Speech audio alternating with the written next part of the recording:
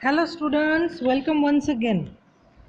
पहले हमने क्या किया था, लाइंस की थी। ये सब लाइंस तो हमने देख ली है, पर हम इसको कलर कैसे करेंगे वो देखना है। कॉन्टूर तो हम राउंड करते हैं, एनालिटिकल हम स्ट्रेट्स करते हैं बॉक्स वाले, एक्सप्रेसिव हमें जैसी चाहिए वैसे। हैच में हम क्या करते हैं, एक ही डायरेक्शन में हम कलर करते हैं। क्रॉस हैच में हम एक डायरेक्शन में पहले करते हैं, फिर दूसरे में तो एक्स बनता है। इम्प्लाइड लाइन में हम ट्रायंगल्स बनाते हैं, पहले बड़े फिर जैसे ही थोड़े दूर जाए तो छोटे छोटे करते हैं। हॉरिजॉन्टल में स्ट्रेट ऊपर से नीचे लाइंस, वर्टिकल में, और हॉरिजॉन्टल में हम सोई हुई लाइंस बनाते हैं। डायगोनल्स में कैसी बनाएंगे, टेढ़ी। जिगजैग तो आपको पता ही है, जेड जैसी। और कर्व्ड को हम थोड़ा राउंड करते हैं ताकि जो इमेज है हमारा वो थोड़ा राउंड हो। वेवी में हम एस जैसी साइंस करते हैं। अब देखिए यहाँ पे हम कलर कैसे करें, उसके अलग अलग पॉइंट्स। जब हम शार्प पॉइंट यूज करते हो, शार्प पॉइंट मतलब हमारे पास एक डार्क कलर है जिसको हमें लाइट करना है, तो हम पेपर में थोड़ा हल्के से करेंगे। और डल कलर कैसा होगा, पिंकिश ऑरेंज जैसा। फिर हमारे पास होती है ग्रेकेशन या फिर ग्लेडेशन। ग्लेडेशन में हम क्या करते हैं, हम ऊपर थोड़ा हार्ड कलर करते हैं, कोई भी कलर हो, थोड़ा थोड़ा ऊपर हम डार्क शेड करेंगे, फिर जैसे ही नीचे आएंगे हम उसमें जो जोर लगाना है वो कम कर देंगे। ठीक है। अब ब्लेंडिंग में हम क्या करते हैं, हम दो कॉन्ट्रास्टिंग कलर लेते हैं। कॉन्ट्रास्टिंग मतलब दो अलग अलग कलर्स लेते हैं, या तो एक लाइट होता है और एक डार्क होता है। हम क्या करते हैं, अगर हमको ये दोनों कलर मैच करने हैं तो ऊपर से या फिर नीचे से हम जो कलर ले रहे हैं उसको डार्क करो, उसके ऊपर जोर लगाओ। जैसे हम बीच में आते हैं तो उसमें जो हम जोर लगाते हैं उसको हम कम कर देते हैं। तो क्या होता है, ऊपर का और नीचे का जो दोनों कलर्स हैं वो डार्क हो जाते हैं, और बीच में ऐसा लगता है कि उनका कलर है वो फेड हो रहा है। तो उसको हम क्या कहते हैं, ब्लेंडिंग। फिर हमारे पास है स्क्रैम्बलिंग। स्क्रैम्बलिंग तो बहुत इजी है। हम बॉक्स को या फिर ऑब्जेक्ट को टू पार्ट्स में डिवाइड करेंगे। ऊपर में हम लाइट कलर करेंगे और नीचे में डार्क। हैचिंग, जैसे कि हमने पहले देखा था, हम एक ही डायरेक्शन में लाइंस ड्रॉ करेंगे या फिर कलर करेंगे, इसको हम हैचिंग कहते हैं। क्रॉस हैचिंग किसको कहेंगे, दो लाइंस ऑपोजिट डायरेक्शन में हम इसको ज्वाइन करते हैं, एक्स बनाते हैं, तो ये हो जाता है क्रॉस हैचिंग। फिर हमारे पास है स्ट्राइकिंग स्ट्रोक्स। स्ट्राइकिंग स्ट्रोक्स में हम क्या करते हैं, ऐसे ही बस लाइंस करते रहते हैं एक ही डायरेक्शन में, पर वो हैचिंग जैसी स्ट्रेट नहीं होती, छोटी छोटी होती है। नेक्स्ट है हमारे पास इम्प्रेसिंग। अब इम्प्रेसिंग में हमें क्या करना है, तो हम पेपर के नीचे या तो एक लीफ रखेंगे या कोई भी ऑब्जेक्ट, जैसे कि कोई कॉइन है वो रखेंगे। साइड में हम अच्छे से कलर करेंगे और बीच में हमें पता है कि ये हमारा लीफ है या फिर हमारा प्लांट है, उसके जो वेनेशंस है उसमें हम अलग अलग कलर करेंगे। इससे क्या होगा, हमें बहुत अच्छा इम्प्रेशन मिलेगा। पॉइंटलिज्म। पॉइंटलिज्म हम क्या करते हैं, पॉइंट से हम शुरू करते हैं, फिर ऊपर जब लेके जाते हैं तो सिर्फ एक लाइन करते हैं। जैसे हम टिक कैसे करते हैं वैसे ही, तो पहले हमें डॉट करना है, फिर उसको ऊपर लेके जाना है। अब हम बहुत अलग अलग कलर्स यूज़ कर सकते हैं और कॉन्ट्रास्टिंग कलर्स भी। इससे हमारे ड्राइंग में जो कलर है वो निखर के आएगा। हमें दो अलग अलग कॉन्ट्रास्टिंग कलर्स मिलेंगे और हमारा ड्राइंग है वो थोड़ा अट्रैक्टिव लगेगा। अब लेयरिंग, लेयरिंग ज़्यादातर आर्टिस्ट लोग करते हैं, तो इसको कैसे करना है, जब हम लेयरिंग करते हो तो पहले हमें क्या ध्यान में रखना है, हमें पहले लाइट कलर्स यूज़ करने हैं। जैसे कि येलो है, लाइट पिंक है या फिर ब्लू है। तो हम यहाँ पे देख सकते हैं, अगर हम नॉर्मली देखें तो इसमें चार कलर हमको दिख रहे हैं, रेड या फिर पिंक, येलो, ग्रीन और पर्पल। पर अगर आप ध्यान से देखोगे तो हमारे पास नीचे थोड़ा ब्लू भी है। तो पहले हम क्या करेंगे, हम हाफ पार्ट को येलो से कलर करेंगे और दूसरे हाफ को हम रेड से करेंगे। उसके ऊपर जो नीचे का पार्ट है उसमें थोड़ा सा हम ब्लू करेंगे और एक साइड पे ग्रीन और एक साइड पे पर्पल। नेक्स्ट हमारे पास है इरेजिंग। जब हम एक ही टोन में, एक ही शेड में हम कलर कर रहे हैं और फिर हम चाहते हैं कि कुछ पार्ट्स थोड़े लाइट दिखे, जैसे हमें स्काई में क्लाउड्स दिखाने हैं, तो पहले हम क्या करेंगे, पूरे स्काई में हम ब्लू कलर करेंगे पेंसिल कलर से, और फिर हम हमारी जो रबर है या फिर इरेजर है उससे हम क्लाउड्स बनाएंगे। तो इसके लिए आपको जो बड़ी वाली इरेजर है वो यूज़ नहीं करनी है। मैंने पहले भी आपको वीडियो में दिखाया था, जो टॉटरियल्स होते हैं जिसमें ऊपर छोटी सी रबड़ होती है वो यूज़ करनी है। उससे क्या होता है, हमें जो क्लाउड्स है या फिर जो भी ऑब्जेक्ट है उसकी एजेस बहुत क्लीन मिलेगी। ठीक है। फिर नेक्स्ट, यही हमारे पास सिंपल है। अगर हम कलरिंग कर रहे हैं तो हैचिंग हमने देख लिया, क्रॉस हैचिंग भी। अब स्प्लिंटिंग में हम क्या करेंगे, डॉट्स करेंगे। अब इसकी खासियत क्या है, हमें जब ऐसा ऑब्जेक्ट चाहिए जो फेड हो रहा है, खास करके शेडिंग में, तो हम क्या करेंगे, स्टार्टिंग में हम डॉट्स को बहुत पास में करेंगे और फिर जैसे ही दूर जाए तो हम इसको अलग अलग कर देंगे या फिर डॉट्स को कम कर देंगे। इससे हमें कैसा इफेक्ट मिलता है, शैडो वाला, कि जो हमारा मेन ऑब्जेक्ट है उसमें हमारे डॉट्स साथ में होंगे और शैडो में थोड़े स्प्रेड आउट होंगे। नेक्स्ट जो लेयरिंग है हमने पहले ही की थी। हम 2 कॉन्ट्रास्टिंग कलर्स लेंगे। हम एंड से शुरू करेंगे। एंड में हमारे जो कलर्स है उस पर थोड़ा जोर डालिए ताकि डार्क हो, और जैसे ही हम सेंटर तक आते हैं तो उसको लाइट करना है। स्क्रिबलिंग में हम क्या करेंगे, यहाँ पे देखिए, तो हम उसको रैंडम लाइंस में बनाएंगे और हमें प्रेशर वैरिडली देना है। जहाँ पे लाइंस क्लोज है वहाँ पे प्रेशर ज़्यादा देना है, जैसे ही हम दूर जाते हैं तो हमें प्रेशर कम देना है। तो इससे हमें कौन सा, हम ऐसी ड्राइंग हम कहाँ कर सकते हैं, तो ऐसी हम ज़्यादातर ग्रास हो या फिर एक बड़ा सा लैंड हमें बनाना है, पास में होता है तो उसमें जो स्क्रिबलिंग है वो ज़्यादा होगी। जैसे ही हमें दिखाना है कि ये थोड़ा दूर है तो हम स्क्रिबलिंग को थोड़ा कम कर देंगे। नेक्स्ट है हमारे पास ब्रशनिंग। ब्रशनिंग में हम क्या करते हैं, कोई भी कलर के साथ हम वाइट लेते हैं। अब आपके पास वाइट पेंसिल कलर होता है, हम पूरे साल ऐसा सोचते हैं कि इसको कहाँ यूज़ करेंगे, ये फेंक देना चाहिए, क्या करना चाहिए।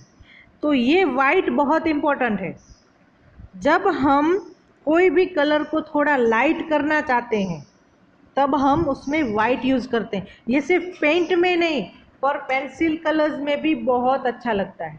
जैसे आप यहाँ पे देख सकते हो, नीचे हमारे पास एकदम डार्क ब्लू है, जैसे ही हम ऊपर तक जाते हैं तो हम लाइट ब्लू यूज़ कर रहे हैं। एक ही कलर नहीं है इसमें, पहले हमने डार्क ब्लू यूज़ किया, फिर हमने रॉयल ब्लू और फिर हम लाइट ब्लू यूज़ करते हैं। जब हम एंड में लाइट ब्लू यूज़ करते हैं फिर भी हमें जो टोन या फिर शेड चाहिए वो नहीं मिलता, तो हम क्या करेंगे, उसको थोड़ा हल्के से रब करेंगे एजिस पे और उसके ऊपर हम वाइट कलर यूज़ करेंगे। तो उससे क्या होता है, हमें स्मूथ एजिस मिलेंगे और हमारा जो पिक्चर है या फिर हमारा जो कलरिंग है वो निखर के बाहर आएंगे। अब यहाँ पे हमारे पास कुछ पेंसिल्स हैं। हम ज़्यादातर कौन सी यूज़ करते हैं, अप्सरा की या फिर HB। HB का मतलब होता है हार्ड एंड सॉफ्ट, ये डार्क कलर की आती है। अब यहाँ पे हमारे पास पेंसिल्स की बहुत सारी वेराइटीज़ है। अगर हम डार्केस्ट शेड से शुरू करें तो 8B सबसे डार्केस्ट होती है, तो ये हम ज़्यादातर यूज़ नहीं करते अनलेस हमें बहुत डार्क टोन्स चाहिए। तो मैं आपको एडवाइस नहीं करूँगी कि ये सारी पेंसिल्स आपको लेनी है। आपके पास HB है, सारे स्टूडेंट्स वही यूज़ करते हैं। और फिर हम एक और लेंगे 2H। अगर आप ऐसी वाली पेंसिल प्रिफर नहीं करते तो आप कौन सी वाली लोगे, जो नीब वाली आती है, वो जिसमें सिर्फ ग्रेफाइट की लीड होती है और वो वुडन नहीं होती, तो उसमें हम अलग अलग टोन्स दे सकते हैं। और ये नीब जो होती है वो हमें शार्पन नहीं करनी पड़ती है, मतलब उसकी जो थिकनेस है वो सेम रहती है। तो उससे क्या फ़ायदा होगा, जब आप शेड कर रहे हो तो आप इक्वली शेड कर सकते हो थिकनेस से। पर ज़्यादातर आर्टिस्ट वुडन पेंसिल यूज़ करते हैं और अलग अलग टोन्स यूज़ करते हैं ताकि उनकी जो शेडिंग है वो बहुत अच्छे से निकले। ठीक है, तो वो आपके ऊपर है। क्लास में जाना है बेटा। अब यहाँ पे आप देख सकते हो जो भी पेंसिल्स हम यूज़ कर रहे हैं उसके टोन्स और शेड्स कैसे हैं। बी वाली जो है वो बहुत डार्क होती है और एच वाली लाइट होती है। बी यहाँ पे उल्टा होता है, बी मतलब हार्ड, पर जो वुड होता है वो हार्ड होता है, पर जो पेंसिल होती है वो डार्क होती है।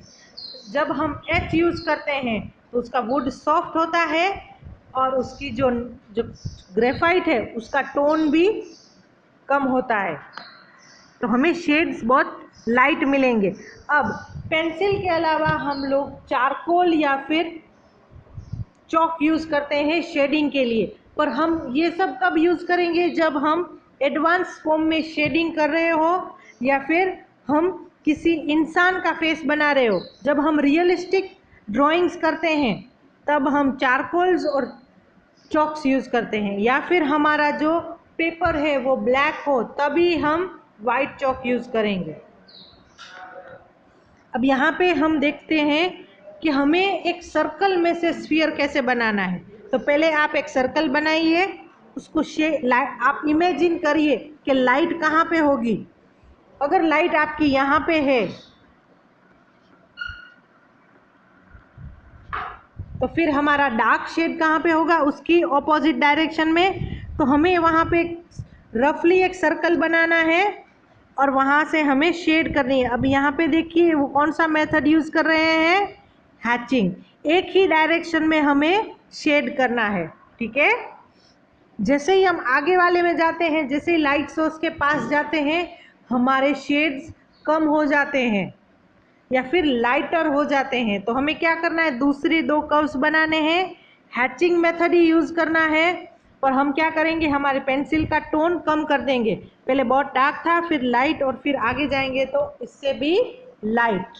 तो इससे क्या होगा, आपको एक ओवल शेप मिलेगा। अगर आप प्रोट्रियल्स यूज़ नहीं कर रहे हो, पहले मैंने आपको बताया था वो किसके लिए काम आते हैं, पेंसिल के जो शेड्स होते हैं उसको लाइट करने के लिए काम आते हैं।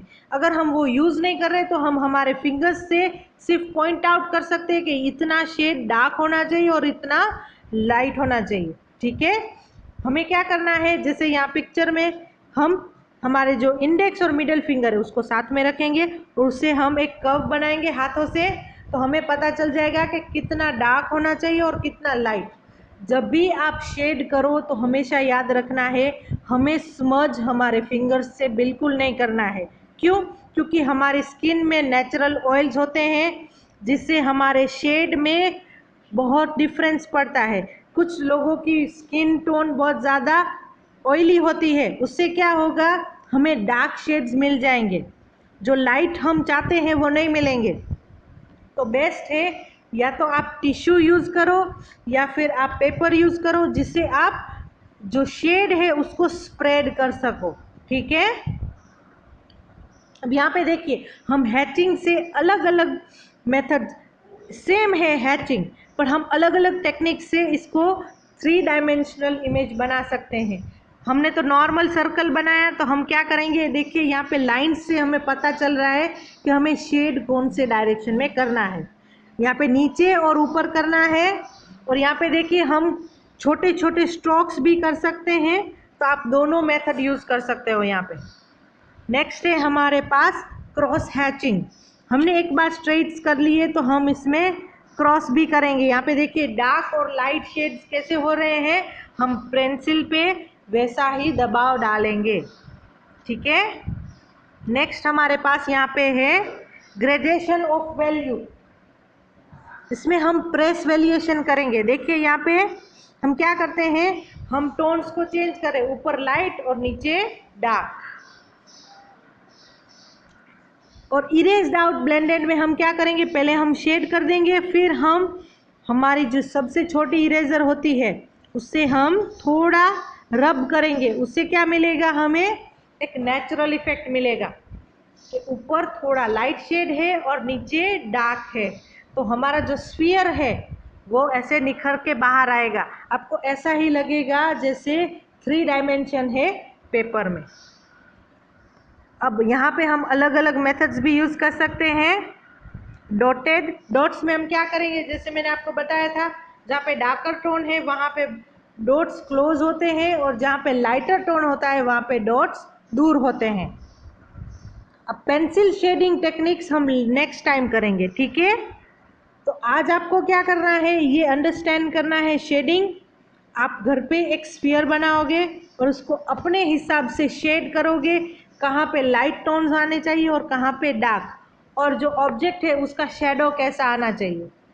तो आप ज़रूरी नहीं है कि स्फीयर ही बनाओ, आप कोई भी 3 डायमेंशनल ऑब्जेक्ट बना सकते हो।